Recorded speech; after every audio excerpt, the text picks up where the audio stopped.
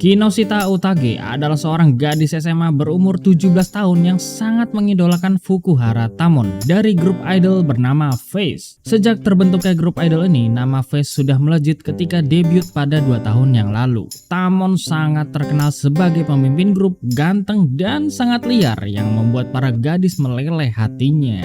Kinoshita juga termasuk fans berat Tamon dan dia kecintaan banget sama osinya itu ya, sampai-sampai tergila-gila dan eksata sendiri loh.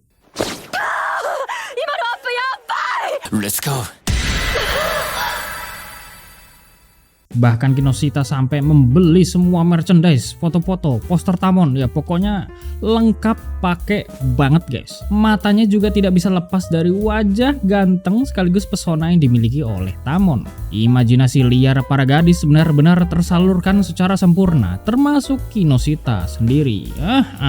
Birahi kejang-kejang ini tuh namanya guys. Tak lama kemudian muncul notifikasi lotre tiket konser Dome dari website resmi Face. Kinoshita berharap menang lotre karena dia bener-bener pengen lihat osinya yang pertama kali konser di panggung Dome. Alhamdulillahnya Mbak Kinoshita ini menang lotre guys.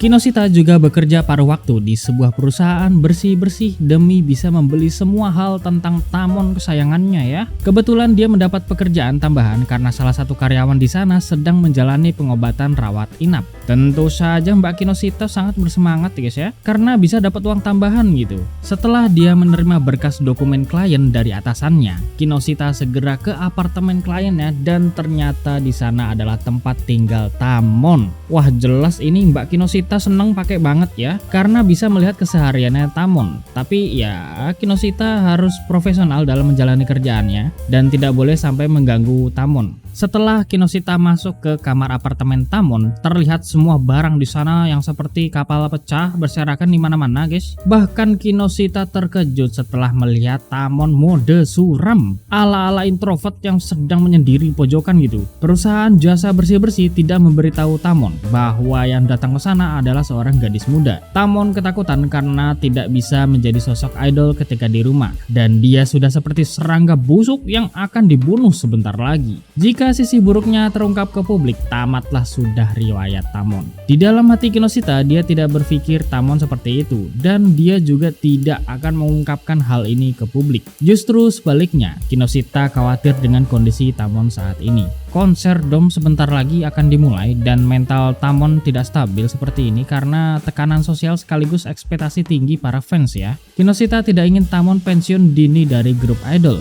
Jika Tamon pensi, Kinoshita lah yang kecewa. Karena itu Mbak Kinoshita berusaha menyemangati Tamon dengan mengatakan bahwa dia adalah fans setia Tamon sejak debutnya 2 tahun yang lalu. Kinoshita sangat senang Tamon lahir di dunia ini. Namun perkataan Kinoshita tidak membuat Tamon bersemangat dan Tamon semakin kurang percaya diri. Tamon menganggap bahwa dirinya sendiri adalah sampah dan penipu. Dia terlihat sempurna di panggung dan terlihat buruk ketika di rumah. Pasti Kinoshita kecewa setelah melihat sisi Tamon yang seperti ini. Tentu saja Kinoshita sangat marah kepada Tamon karena Tamon itu terlalu meremehkan rasa cinta para fans untuknya. Kinoshita menjelaskan dengan detail betapa tergila-gilanya dia kepada Tamon. Wah udah gak ketolong ini guys. Setelah melihat semua kegilaan dan kecintaannya si Mbak Kinoshita, Tamon terkejut karena perbedaan sifat Kinoshita lebih besar dari diri Tamon. Lalu ya Kinoshita melanjutkan pekerjaannya sambil mengobrol dengan Tamon layaknya teman biasa ya. Dia tidak menyangka bahwa kepribadian suram seperti Tamon bisa memiliki citra bersinar di panggung. Tamon menjelaskan bahwa itu adalah citra yang sudah ditentukan oleh perusahaan. Perusahaan tidak peduli dengan jati diri Tamon seperti apa, dan mereka tidak ingin sifat asli Tamon terungkap ke publik. Tapi Tamon tetap memiliki impian untuk membuat semua orang tersenyum bahagia meskipun dia tidak bisa tersenyum untuk kebahagiaannya sendiri. Setelah mendengar itu, Kinoshita semakin gregetan dan dia mengatakan secara langsung kepada Tamon bahwa Kinoshita akan mendukung penuh Tamon versi apapun. Dia akan merawat Tamon sampai kondisinya pulih agar bisa tampil di konser Dome dengan baik. Ini adalah hal di luar pekerjaan Kinoshita, tapi dia tidak bisa membiarkan Tamon kesayangannya pensiun dini akibat mental health. Cocok sekali Kinoshita ini guys. Lalu Kinoshita segera berbelanja dan masak ayam goreng kesukaan Tamon untuk makan malam.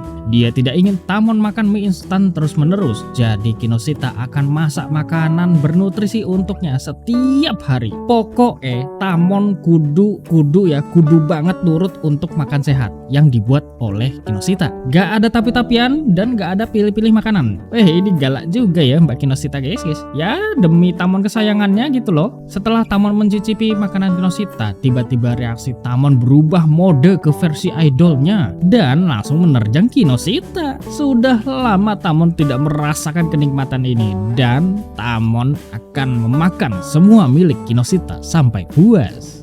Tentu saja Kinoshita salting gak karuan, mikir aneh-aneh, berfantasi sendiri, kejang-kejang nikmat pokoknya. Padahal yang Tamon maksud itu ya ayam goreng. Ayam, Mbak sadar dulu. Sudah di luar kendali ini mah Kinoshita guys.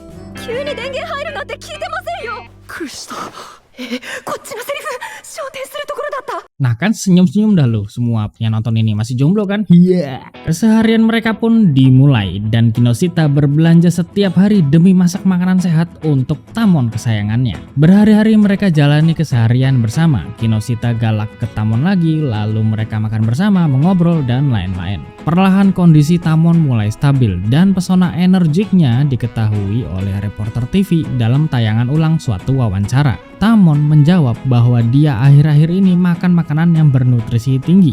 Dia menyebutkan makanannya satu persatu dan menyukai makanan tersebut. Nah, si Kinoshita menyadari bahwa Tamon sudah menyebutkan makanan yang dia buat. Kinoshita tersenyum bahagia setelah mendengar perkataan Tamon di TV, sedangkan Tamon malu-malu karena Kinoshita mengetahuinya.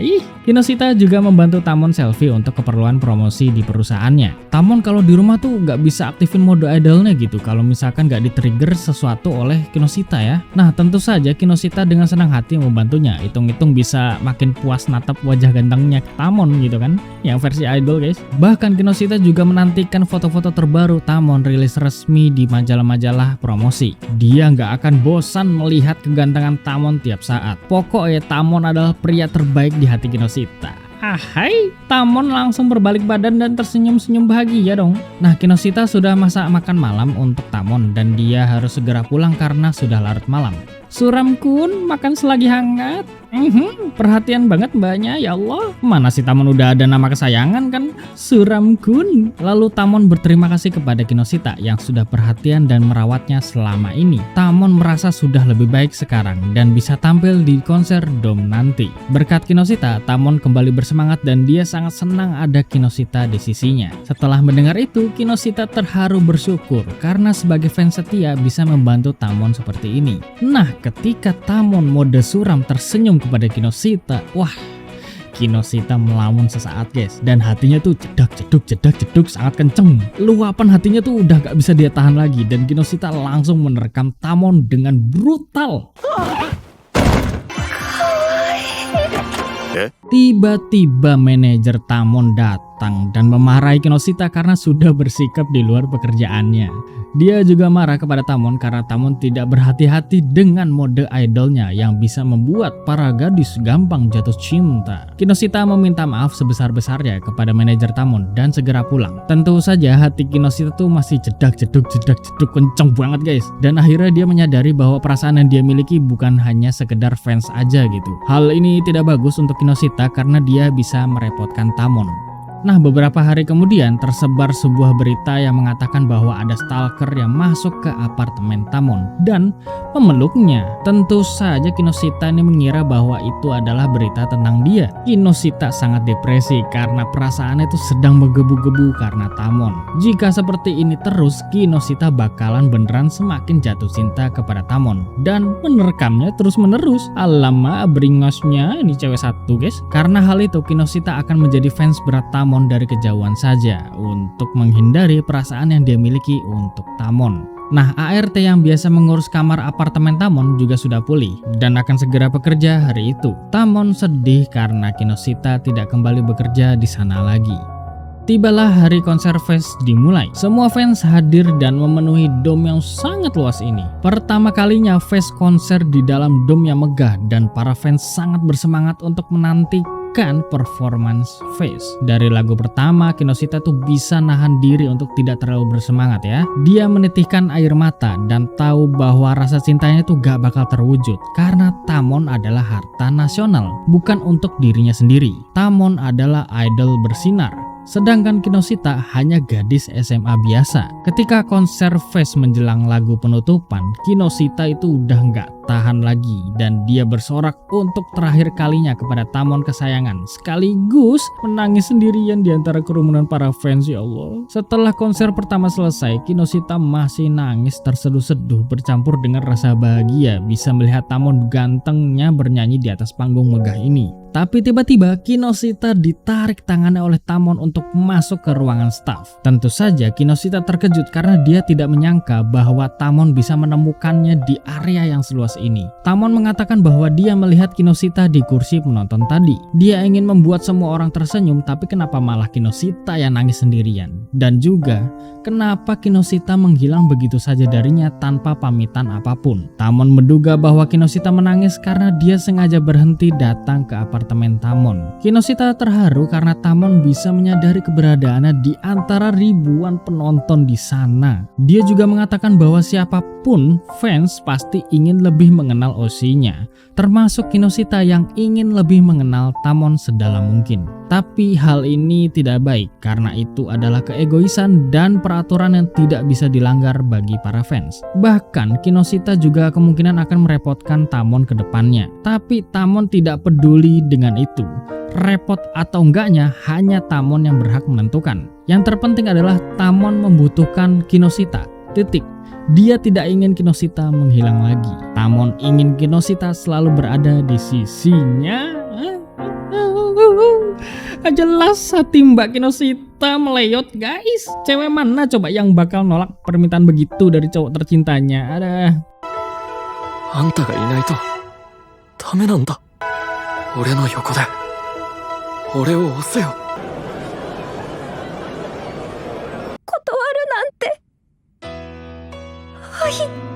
Berawal dari ART terus menjadi orang spesial di hati Tamon. Betapa bahagia dan tersipu malunya Kinoshita setelah mendengar kejantanan Tamon. Di dalam hati Kinoshita, dia meminta maaf sebesar-besarnya kepada seluruh fans Tamon. Karena di hati Tamon cuma ada Kinoshita loh. Nah, mulai dari sekarang Kinoshita akan menjalani hidupnya dengan rasa cinta yang sangat brutal kepada Tamon gantengnya. Cihuy. Dah bubar guys, senyum-senyum terus kalian.